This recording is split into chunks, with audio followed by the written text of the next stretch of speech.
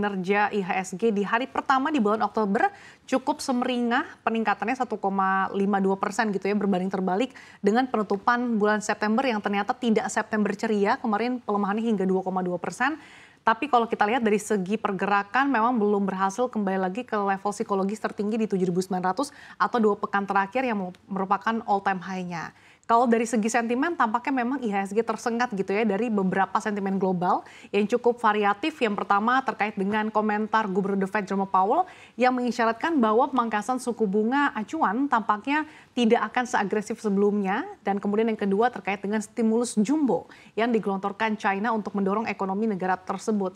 Nah, sejauh apa sih dua sentimen eksternal ini mempengaruhi kinerja positif hari ini, Dina? Ya, Sasa, seperti yang sudah Sasa singgung tadi, sebenarnya dibandingkan dengan sentimen fundamental yang dua tadi sudah disebutkan dari eksternal, kinerja positif IHSG hari ini lebih ke rebound ya, pergerakan rebound atau balik arah dari ambruknya indeks harga saham gabungan selama 2 hari terakhir di akhir bulan September kemarin. Karena ambruknya ini pun kalau kita lihat 2 hari terakhir ini cukup dalam, yaitu dari level psikologis 7.700-an bahkan ditutup ke level 7.500-an. Ini artinya ambruknya 200 poin, Sasa. Asumsinya para investor ini memang sedang atau sudah melakukan aksi serok mumpung harga-harga saham populer lagi turun ya, Sasa. Misalnya kalau kita lihat perbankan big caps atau kapitalisasi besar hingga saham-saham milik Prayogo Pangestu seperti misalnya Brand dan Cuan. Makanya hari ini pun terlihat begitu ya, saham-saham inilah yang menjadi pendorong utama IHSG setelah kemarin di akhir bulan September ambruk begitu. Harganya sudah cukup murah, pada hari ini berbalik arah. Nah, tapi kalau kita lihat dari fundamental, sebenarnya dua sentimen yang tadi sudah Sasa sebutkan,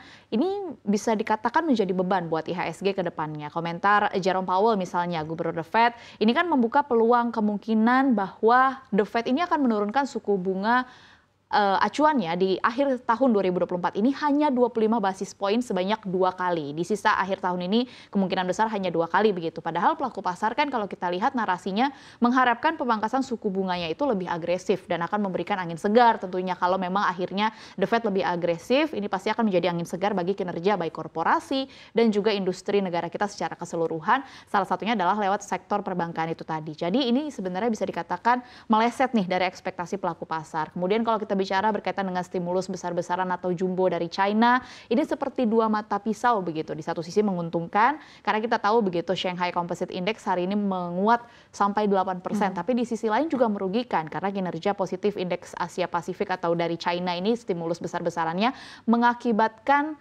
atau pengumuman stimulus pemerintah China ini juga turut mengerek kinerja indeks saham domestik juga dan terbukti pada penutupan perdagangan pada hari ini. Tapi di sisi lain ini juga membuat capital outflow atau dana asing pada keluar atau pada berlarian begitu ya dari Indonesia ke China karena dilihat China ini dengan stimulus ekonominya lebih menarik begitu, Sasa. Iya, dengan ekspektasi pemulihan ekonomi China yang akan lebih cepat ketika pemangkasan suku bunga The Fed sudah berakhir atau diharapkan akan berakhir, otomatis aliran dana diharapkan sebetulnya beraliran ke emerging market termasuk Indonesia, tapi nyatanya pelaku pasar lebih tertarik sepertinya ke ekonomi China gitu ya, seiring dengan PBOC yang beberapa waktu lalu memberikan stimulus jumbo bagi negara tirai bambu tersebut. Nah, terkait dengan data domestik, Dina, hari ini kan ada pengumuman terkait dengan PMI manufaktur yang lagi-lagi terkontraksi. Bahkan berdasarkan datanya, PMI manufaktur ini masih melemah di level 49,2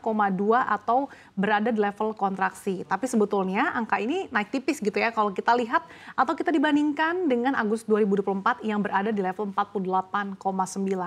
Dengan begitu sebetulnya PMI manufaktur Indonesia masih terjebak di zona kontraksi selama 3 bulan beruntun gitu ya, Dina. Seperti dengan deflasi yang kalau kita lihat juga ternyata 5 bulan beruntun terjadi deflasi dan mengindikasikan adanya pelemahan daya beli masyarakat, Dina. Betul sekali, dan dari dua data yang sudah dijelaskan oleh Sasa tadi yang kebetulan hari ini juga ya diumumkannya secara berbarengan, ini menggambarkan bahwa sebenarnya ekonomi dan juga daya beli masyarakat balik lagi ya tengah lesu di ujung pemerintahan atau kepemimpinan dari Presiden Joko Widodo yang tersisa kurang dari 1 bulan. Mulai dari penurunan kinerja aktivitas manufaktur yang utamanya sebenarnya menggambarkan penurunan bulanan pada output dan pesanan baru selama bulan September, dan ini sudah terjadi selama 3 bulan berturut-turut. PMI ini kan kalau kita lihat memang menggunakan angka 50 sebagai tolak ukur ya, Sasa. Jika masih berada di bawah 50, maka aktivitas ini masih tergolong terkontraksi dan bukan ekspansi. Nah, kinerja PMI yang buruk ini mencerminkan permintaan pasar ini tetap lesu.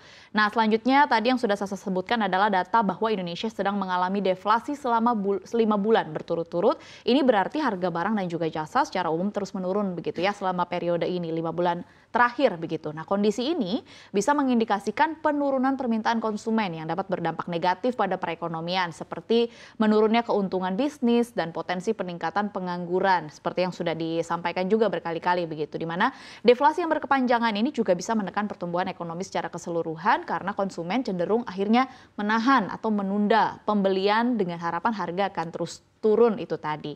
Nah, kondisi yang lebih parah pernah terjadi kalau kita lihat secara historikal di tahun 99 di mana deflasi ini pernah terjadi selama 8 bulan berturut-turut. Perlu dicatat jika kondisi ekonomi Indonesia pada saat itu memang sedang carut-marut ya karena kondisi krisis ekonomi di tahun 97 dan juga 98. Tentu saja deflasi 5 bulan berturut-turut ini pun tetap memicu kekhawatiran karena bisa jadi ini adalah sinyal melemahnya daya beli masyarakat. Belum tergolong krisis memang kalau bisa kita lihat begitu, tapi sudah tergolong anomali atau luar biasa, terlebih secara historis sebenarnya Indonesia itu lebih kerap mencatatkan inflasi, Sasa. Ya, artinya ini menjadi lampu kuning dan juga PR besar bagi pemerintah selanjutnya bagaimana untuk mengatasi bottleneck yang terjadi utamanya terkait dengan deflasi daya beli masyarakat dan juga PMI manufaktur yang terkontraksi di tengah sebetulnya investasi manufaktur dalam beberapa waktu terakhir sebetulnya cukup signifikan dari BKPM sendiri. Dan tentunya ada sejumlah PR yang menanti pemerintahan berikutnya, apalagi di bulan ini ada cukup banyak momentum-momentum yang dinantikan oleh pelaku pasar, termasuk salah satunya pelantikan Presiden 20 Oktober mendatang, kemudian hari ini juga ada DPR gitu ya, dan MPR mulai dari menekan angka kemiskinan, kemudian menyediakan lapangan kerja, hingga menekan gap atau kesenjangan masyarakat.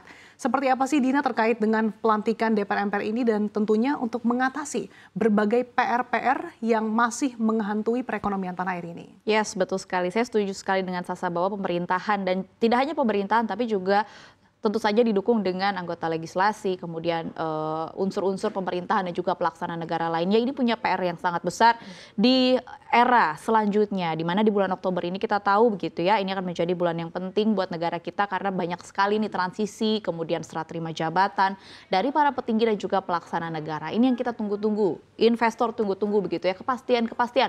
Mulai dari siapa saja sosok yang akan menjabat, kemudian apa saja yang akan menjadi fokus kebijakan-kebijakan dan bagaimana sih dampak ke depannya. Tak bosan-bosan ya Sasa bahwa masyarakat ini mendesak untuk pemerintahan baru untuk segera memperbaiki daya beli masyarakat yang terus tergerus dan mempersempit kesenjangan ekonomi yang semakin lebar itu tadi atau gap kesenjangan ekonomi. Nah, rakyat kita ini kalau dilihat sebenarnya lebih membutuhkan kebijakan yang konkret dari pemerintahan yang baru, baik itu dalam mendukung pembangunan dan juga mengembangkan industri di dalam negeri itu sendiri sehingga ya itu tadi dapat menciptakan lapangan kerja yang lebih masif serta dukungan dari pemerintah untuk bisa menekan angka kemiskinan di Indonesia, untuk menekan gap itu tadi ya, yang masih sangat jauh dari target sebenarnya. Ya, tentunya tanpa tindakan cepat dan tegas, ekonomi Indonesia tentunya bisa semakin terpuruk ya. Dan alih-alih kemakmuran rakyat, pemerintah malah membuat beban rakyat semakin berat.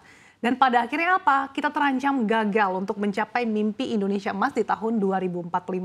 Jadi memang PR bersama, kita tunggu langkah apa sih yang akan diambil pemerintah ke depan. Tentunya semakin cepat dan tanggap, dampaknya semakin baik untuk Indonesia.